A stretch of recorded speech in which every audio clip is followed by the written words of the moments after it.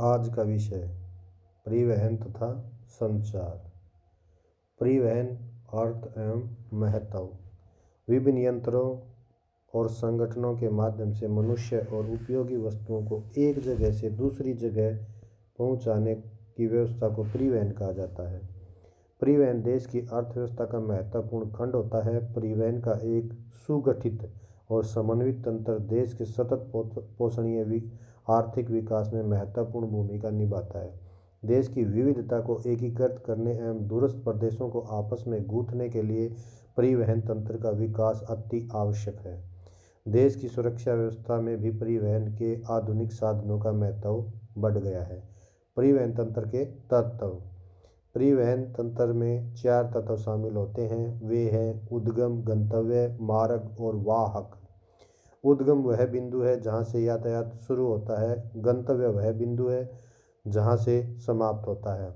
मार्ग वह तल है जिस पर आवागमन होता है तथा वाहक वह वाहन है जो यात्रियों और सामान को ढोता है। परिवहन के साधन। परिवहन के साधनों को मुख्य रूप से 3 भागों में बांटा जा सकता है: स्थल, जल और वायु। स्थल परिवहन। भारत में परिवहन के लिए मार्गों और कच्ची सड़कों का उपयोग प्राचीन काल से किया जाता रहा है। आर्थिक और प्रौद्योगिकी विकास के साथ भारी मात्रा में वस्तुओं तथा लोगों को एक स्थान से दूसरे स्थान पर ले जाने के लिए पक्की सड़कों व रेल मार्गों का विकास किया गया। विशिष्ट सामग्रियों का विशिष्ट परिस्थितियों में परिवहन करने के लिए स्थल परिवहन के कुछ और साधनों का भी विकास किया गया, जिनमें रज्जु मार्ग, केबल मार्ग तथा पाइपलाइनें प्रमुख हैं। सड़क परिवहन। भारत का सड़क जाल विश्व के विशालतम सड़क जालों में से एक है। इस समय यानी कि 2014 के अनुसार देश में सड़कों की कुल लंबाई 48.85 लाख किलोमीटर है। तालिका के अनुसार राष्ट्रीय राजमार्गों की कुल लंबाई 92,851 किलोमीटर, जो कुल सड़कों का 1.90% है। राज्य के राजमार्ग 1,42,687 किलोमीटर, जो कुल सड़कों का 2.92% है। अन्य सड़कें 46,49,462 किलोमीटर, जो कुल सड़कों का 95.18% है।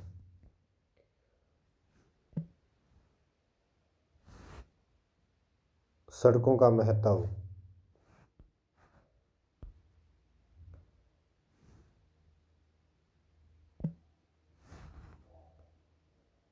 सड़क परिवहन रेल, जहाज और वायुयान यातायात का पूरक है, क्योंकि रेल और जहाज केवल सीमित स्थानों पर ही पहुंच सकते हैं, जबकि सड़कें सभी गांव, नगरों और बाजारों को इन साधनों से जोड़ती हैं।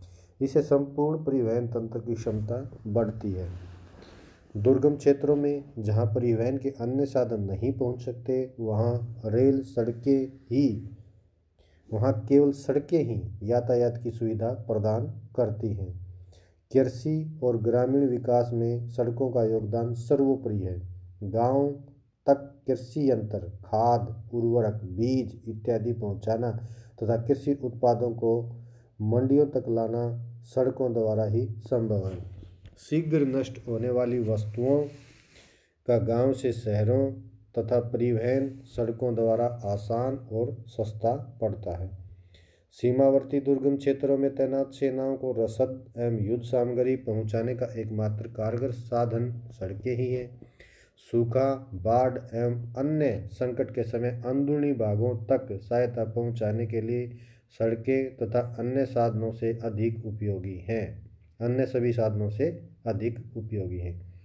सड़कें छोटे से छोटे गांव को भी नगरों से मिलाकर ग्रामीण लोगों को शिक्षा एवं अन्य सुविधाओं तक पहुंचाने का अवसर प्रदान करती हैं। रेल मार्गों की तुलना में सड़कों का निर्माण सस्ता और आसान होता है। सड़क यात्रा अधिक लोचदार होती है, जिसमें सवारी को कहीं भी चढ़ाया या उतारा जा सकता है। यह सुविधा रेलों, जहाज़ों और वायुयानों में नहीं है। सड़क परिवहन के दोष। लंबी दूरियों को तय करने के लिए सड़क मार्ग सुरक्षित और सुविधाजनक नहीं होते। आजकल सड़क यात्रा में समय भी ज़्यादा लगता है। लोहा व कोयले जैसी भारी वस्तुओं की ढुलाई सड़क मार्ग से महंगी पड़ती है।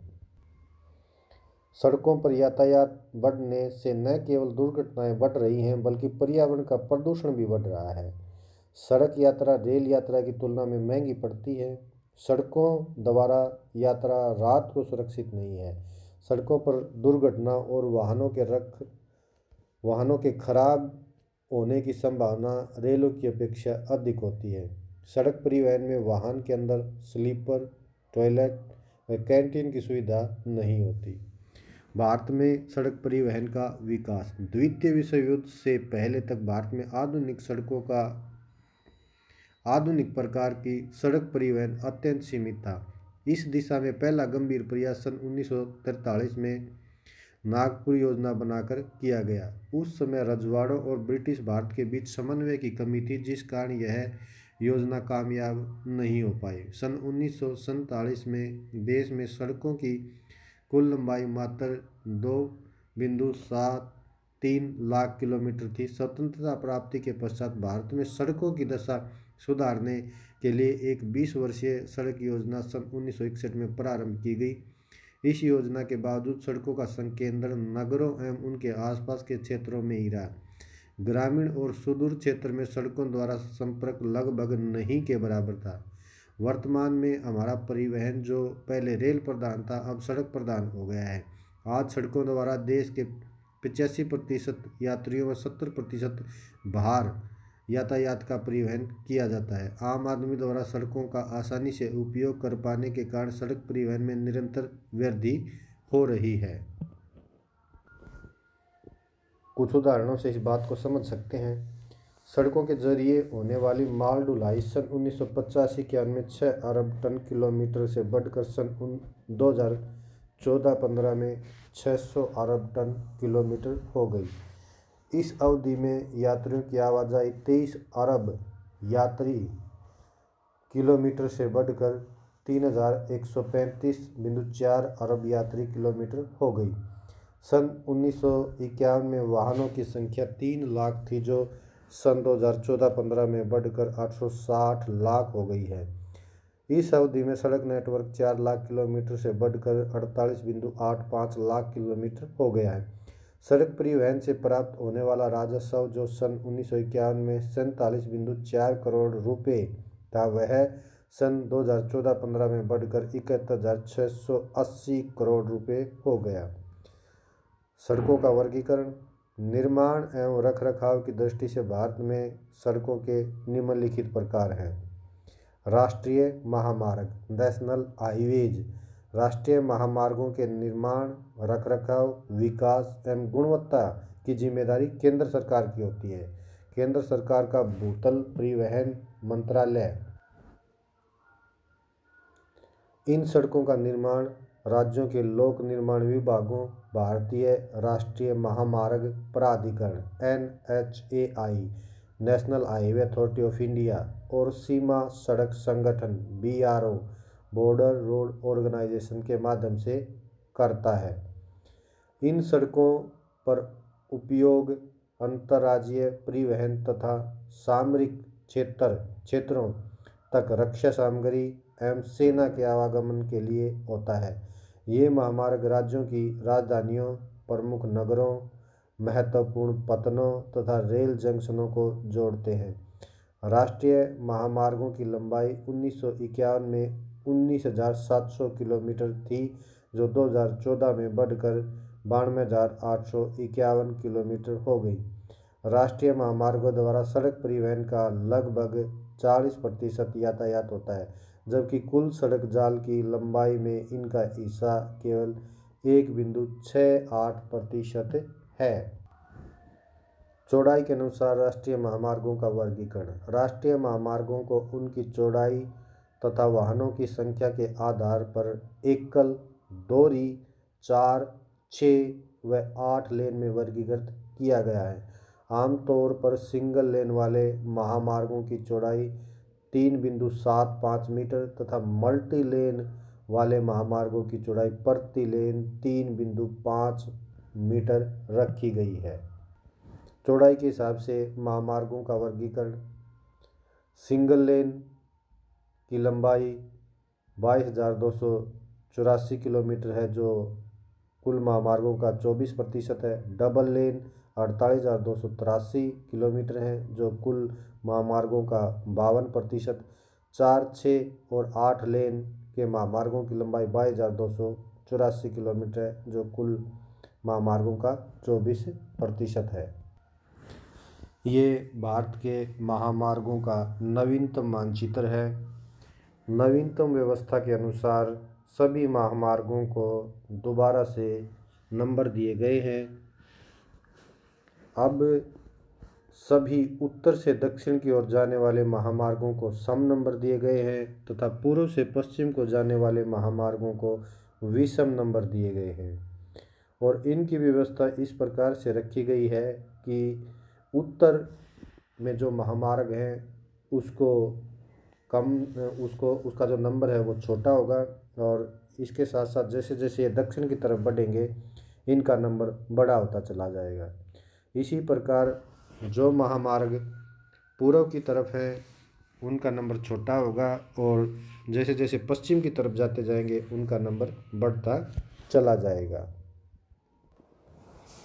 राष्ट्रीय महामार्ग विकास परियोजनाएं: देश में आर्थिक विकास को बढ़ावा देने के लिए राष्ट्रीय महामार्ग प्राधिकरण NHAI ने अनेक महामार्ग परियोजनाएं शुरू कर रखी हैं। इनमें सबसे महत्वपूर्ण है स्वर्णिम चतुर्भुज जिसको गोल्डन क्वाड्रिलेटरल भी कहा जाता है।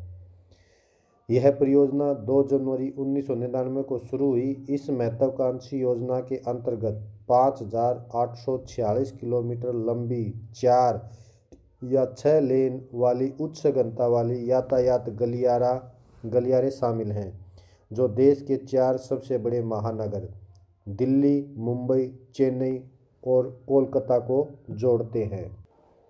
उत्तर दक्षिण तथा पूर्व पश्चिम गलियारा: श्रीनगर को कन्याकुमारी से जोड़ने वाला कोच्चि सेलम पर्वत सकंद सहित मार्ग 4,016 किलोमीटर लंबा।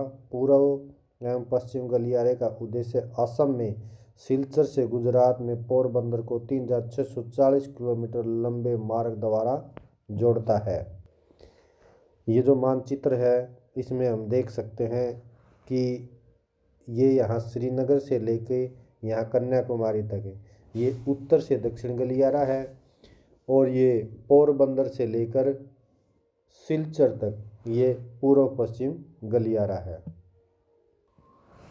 राज्य महामार्ग: ये सड़कें राज्यों की प्रमुख सड़कें हैं जो राज्यों की राजधानियों को जिला मुख्यालयों व अन्य महत्वपूर्ण शहरों से जोड़ती हैं। ये सड़कें राष्ट्रीय महामार्गों से भी जुड़ी हुई होती हैं। इनका निर्माण और रखरखाव राज्य सरकारों द्वारा किया जाता है। 2013 में इन सड़कों की लंबाई 1,42,687 किलोमीटर थी जो देश की कुल सड़कों की लंबाई का 2.92% है।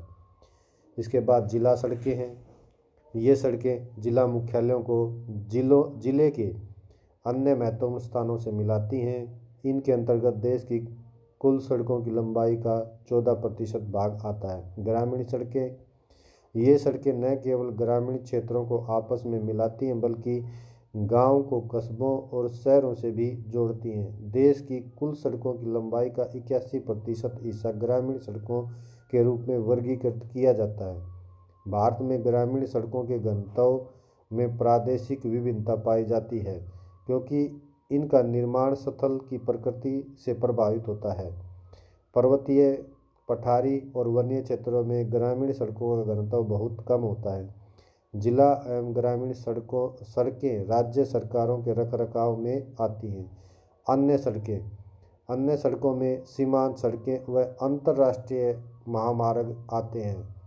सीमांत सड़कें: देश के उत्तरी तथा उत्तर पूर्वी सीमा से सटी सामरिक दृष्टि से महत्वपूर्ण सड़कों के तीव्र एवं समन्वित सुधार के लिए मई 1960 में सीमा सड़क संगठन स्थापित किया गया।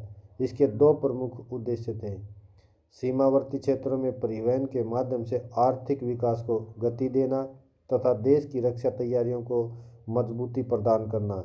सीमा सड़क संगठन एक अग्रणी निर्माण अभिकरण है जो आंशिक रूप से सेना के सहयोग से जुड़ा हुआ है।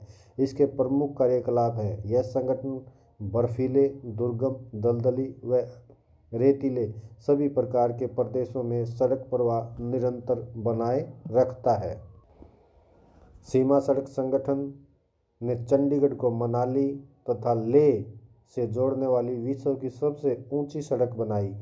यह सड़क 4,875 मीटर से 5,485 मीटर की ऊंचाई पर स्थित दर्रों को पार करती हुई समुद्र तल से औसतन 4,270 मीटर की ऊंचाई पर स्थित है। मार्च 2013 तक इस संगठन ने 47,780 किलोमीटर से अधिक लंबाई की सड़कों का निर्माण किया है। अब यह संगठन वायुपतन, लोहे व कंक्रीट के पुल, आवासीय परियोजनाएं व तकनीकी क्षमता के विशेष भवन आदि भी बनाने लगा है। अंतर्राष्ट्रीय महामार्ग। अंतर्राष्ट्रीय महामार्गों का उद्देश्य पड़ोसी देशों के बीच भारत के संपर्क को बढ़ाना तथा सद्भावनापूर्ण संबंधों को बढ़ावा देना है। सड़कों का भौगोलिक वितरण। भारत में सड़कों का घनत्व समान नहीं है। प्रति 100 वर्ग किलोमीटर क्षेत्रफल सड़कों की कुल लंबाई को सड़क मार्ग का घनत्व कहा जाता है। देश में सड़कों के घनत्व में बहुत अधिक प्रादेशिक अंतर पाए जाते हैं। उदाहरणतः जम्मू और कश्मीर में सड़क का घनत्व 10.48 किलोमीटर है, जबकि केरल में यह 387.24 किलोमीटर है। भारत में सड़कों का राष्ट्रीय घनत्व 75.42 किलोमीटर प्रति 100 वर्ग किलोमीटर है। इस संदर्भ में दक्षिण भारत में तमिलनाडु और केरल में सड़कों का घनत्व सर्वाधिक है, जो 100 किलोमीटर से अधिक है। यहाँ कठोर धरातल के कारण पक्की सड़कों के निर्माण की अधिक सुविधा प्राप्त है। यहाँ सड़क बनाने के लिए आवश्यक कंकड़ पत्थर भी आसानी से उपलब्ध हो जाते हैं। भारत के उत्तरी विशाल मैदान में पंजाब, हरियाणा, उत्तर प्रदेश, पश्चिम बंगाल व असम में सड़क घनत्व उच्च है, जो 50 से 100 किलोमीटर है। कर्नाटक, महाराष्ट्र व उड़ीसा में भी सड़क घनत्व ऊंचा है। आंध्र प्रदेश, गुजरात और बिहार में सड़क मार्गों का घनत्व मध्यम है। हिमाचल प्रदेश, राजस्थान, मध्य प्रदेश तथा उत्तर पूर्व के अधिकांश राज्यों में सड़क घनत्व बहुत कम है। सड़कों के घनत्व को निर्धारित करने वाले प्रमुख कारक दो हैं: भूभाग की प्रकृति तथा आर्थिक विकास का स्तर। मैदानी क्षेत्रों में भूमि नरम होती है, जिसके कारण सड़कों का निर्माण सस्ता व आसान पड़ता है। इसके अतिरिक्त मैदानों में सघन जनसंख्या, उत्तम कृषि उद्योग धंधों का सांद्रण और बड़े बड़े नगरों की उपस्थिति भी सड़कों के विकास को प्रोत्साहित करती है। दूसरी ओर पर्वतीय और पठारी क्षेत्रों में उबड़ खाबड़ भूमि, कठोर धरातल, घने वन, पिछड़ी अर्थव्यवस्था, विरल जनसंख्या, अधिक वर्षा तथा नदियों की बहुलता के कारण सड़कों का निर्माण कठिन और महंगा हो जाता है। दुर्गम भूमियाँ प्राय सड़क विहीन होती हैं, इसलिए मैदानी क्षेत्रों की सड़कें न केवल घनत्व बल्कि सड़कों की गुणवत्ता की दृष्टि से अधिक ऊंचाई वाले क्षेत्रों, बरसाती तथा वन्य क्षेत्रों की तुलना में अपेक्षाकृत बढ़िया होती हैं।